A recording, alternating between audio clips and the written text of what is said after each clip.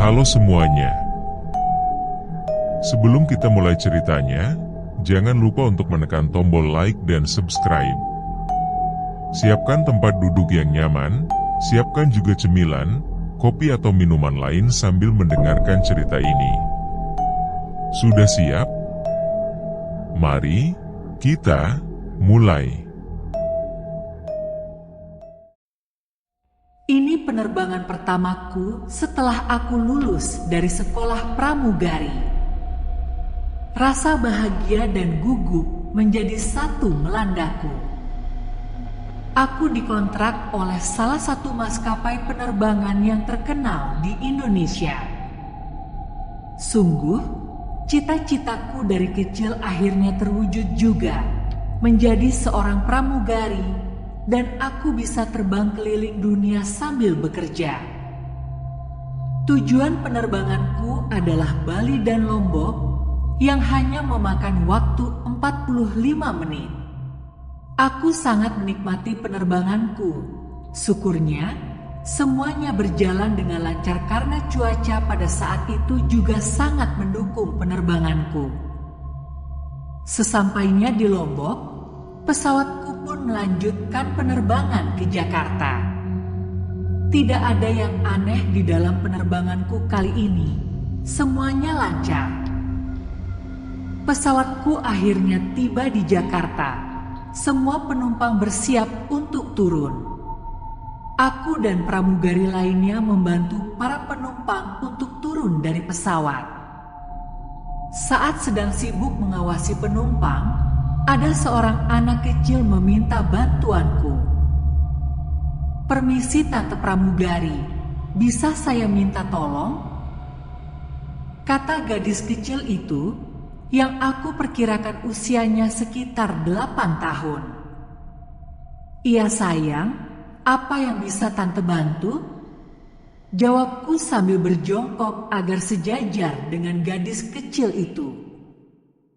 "Nenekku kakinya kram, bisa bantu kami untuk turun dari pesawat?" Gadis kecil itu meminta bantuanku sambil menunjuk arah neneknya yang memandang kaki sambil tersenyum. "Baik, Tante bantu. Sekarang kamu duduk lagi di kursimu, temani nenekmu ya." Perintahku kepada gadis kecil itu. Setelah gadis itu kembali ke kursi penumpang, aku berjalan menuju depan untuk berbicara dengan pramugari seniorku yang sekaligus penanggung jawab penerbanganku. "Mbak, ada penumpang di kursi nomor 28 butuh kursi roda buat turun dari pesawat," ucapku. "Kursi roda? Penumpangnya kenapa?" tanya seniorku. "Ada nenek-nenek kakinya kram, cucunya minta bantuan buat dibantu turun dari pesawat," kataku menjelaskan keadaan penumpang itu kepada seniorku.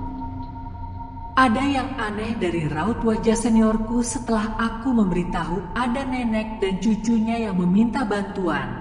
Sambil memeriksa catatan daftar penumpang, seniorku berkata kepadaku, "Ya sudah, kamu bantuin penumpang yang lain, nanti kursi rodanya aku yang urus." Aku pun mengiyakan perintah seniorku dan melanjutkan pekerjaanku.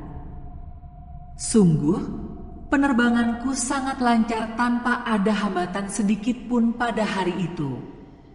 Suatu hari, saat aku off, aku dan pramugari lainnya yang juga kebetulan off pada hari itu, janjian buat nongkrong bareng di salah satu kafe di kotaku.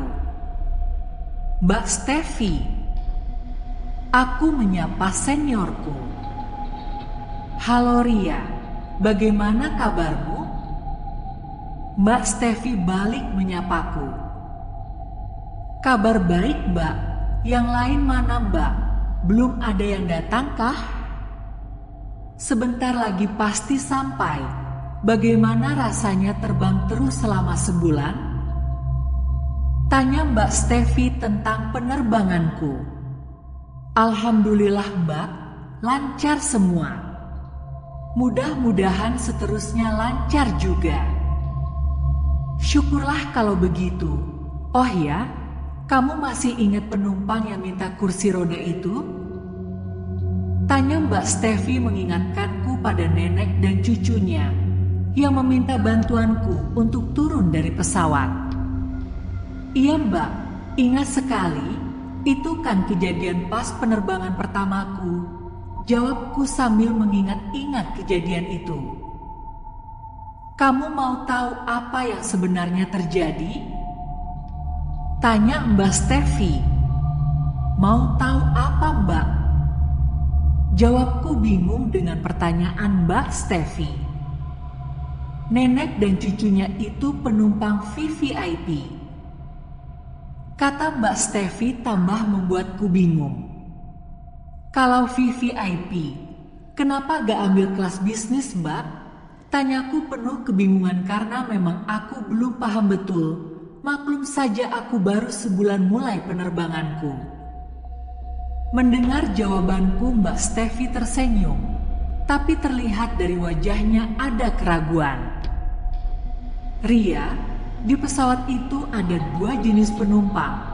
Ada yang benar-benar penumpang dan ada juga yang penumpang goib. Penjelasan Mbak Steffi semakin membuatku bingung. Dari caraku menanggapi ucapan Mbak Steffi, beliau tahu aku belum paham apa yang dia maksud. Pada akhirnya, Mbak Steffi menjelaskan maksud pembicaraannya itu. Kamu tahu gak? Nenek sama cucu yang mau minta bantuan untuk dibantu turun dari pesawat. Itu penumpang yang batal naik pesawat. Penjelasan Mbak Steffi semakin membuatku penasaran. Maksudnya bagaimana Mbak? Di dalam dunia penerbangan, kita sering menemukan hal-hal yang gak masuk di akal. Contohnya penumpang yang kemarin minta bantuan kamu. Mbak Steffi menjelaskan kepadaku siapa penumpang itu. Nenek dan cucu yang meminta bantuanku memang ada di daftar penumpang pesawat saat itu. Tapi karena suatu alasan, 2 penumpang itu batal naik pesawat. Betapa terkejutnya aku mendengar penjelasan Mbak Steffi. Kalau penumpang itu tidak jadi naik pesawat, terus siapa penumpang yang meminta bantuanku untuk turun dari pesawat? Pikirku semakin kemana-mana. Ria, itu penumpang gaib. Aku dapat info pada saat penerbangan kita hari itu, ada 2 penumpang yang batal terbang karena mengalami kecelakaan saat menuju bandara. Penjelasan Mbak Steffi mulai aku pahami. Jadi maksudnya, nenek sama cucu itu tidak ada? Tanyaku untuk memperjelas maksud Mbak Steffi. Mbak Steffi memberi aku jawaban dengan hanya mengangguk sambil tersenyum. Akhirnya rekan-rekanku sudah datang. Kami pun mulai berbincang-bincang menghabiskan waktu. Hari ini pukul 5 pagi jadwal penerbanganku Jakarta-Medan. Sambil bersiap-siap di kosanku, aku teringat kembali cerita Mbak Steffi tentang penumpang goib itu. Nenek dan cucu yang meminta bantuanku saat itu sebenarnya calon penumpang di pesawatku pada saat dalam perjalanan nasib naas menimpa mereka. Mobil yang mereka tumpangi mengalami kecelakaan. Posisi nenek dan cucunya meninggal di tempat. Aku mengingat mereka sambil mengirimkan doa agar arwah mereka bisa tenang. Selain itu, aku juga berdoa agar Tuhan menjagaku dalam perjalanan dan segala sesuatunya dilancarkan. Singkat cerita, aku sudah berada di dalam pesawat, memulai pekerjaanku melayani penumpang dengan sepenuh hati. Karena memang kami diprioritaskan untuk mengutamakan kenyamanan penumpang. Seperti biasanya, tidak ada yang aneh dalam perjalanan. Semua lancar-lancar saja, apalagi cuaca sangat cerah yang sangat mendukung penerbanganku. Saat aku sedang duduk di kabin belakang, datang seorang ibu-ibu yang aku perkirakan usianya sekitar 50 tahun menghampiriku. "Permisi Mbak, boleh saya minta tolong?" kata ibu itu. "Iya Bu, ada yang bisa saya bantu?" balasku seramah mungkin kepada ibu tersebut. "Bisa minta tolong bawakan makanan untuk suami saya. Dari kemarin beliau gak mau makan." "Baik Bu, mohon maaf sebelumnya. Suami ibu duduk di kursi mana?" tanyaku untuk memastikan. "Suami saya duduk di bisnis nomor 2, jawab ibu itu sambil tersenyum. "Baik Bu, akan segera saya bawakan pesanannya ke kursi beliau," ucapku. Ibu itu pun mengucapkan terima kasih dan berbalik jalan menuju bisnis kelas. Sementara aku menyiapkan pesanan ibu tersebut agar bisa segera diberikan kepada suaminya. Makanan sudah siap dan aku pun menghubungi rekanku yang bertugas di bisnis kelas untuk mengantarkan makanan yang dipesan ibu tadi. Rekanku pun segera datang ke tempatku dan mengantarkan makanannya. "Permisi Bapak, ini pesanannya," kata Yuli, rekanku yang mengantarkan makanan kepada suami ibu tadi. "Siapa yang pesan makanan? Saya tidak pesan apa-apa dan saya pun tidak mau makan," bentak bapak itu kepada Yuli dengan raut wajah yang marah. "Maaf Bapak, ini pesanan dari istri Bapak. Beliau berpesan katanya Bapak belum makan dari kemarin, sehingga meminta kami untuk mengantarkan Bapak makanan," ucap Yuli menjelaskan kepada bapak tersebut. Mendengar penjelasan Yuli, bapak tersebut langsung menangis. Yuli pun kebingungan karena bapak itu tiba-tiba menangis. "Istri saya sudah meninggal. Sekarang jenazahnya ada di bawah." Penjelasan bapak tersebut membuat Yuli terkejut. Dan pada saat Yuli menyampaikan kepadaku apa yang dikatakan bapak tersebut, aku pun terkejut juga. Karena apa yang aku lihat benar-benar wujudnya seperti manusia. Dari kejadian itu, aku sempat jatuh sakit selama 3 hari.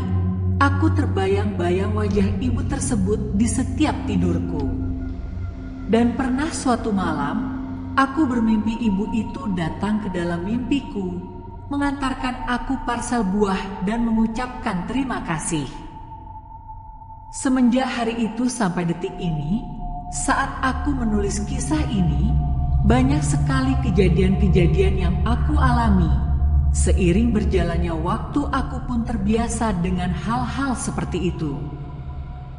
Dari mendengarkan suara benda jatuh, pumpang yang tiba-tiba menghilang di dalam pesawat, semua sudah aku alami. Terima kasih sudah mendengarkan cerita ini. Sampai berjumpa kembali di cerita-cerita horor berikutnya dan semoga sehat selalu.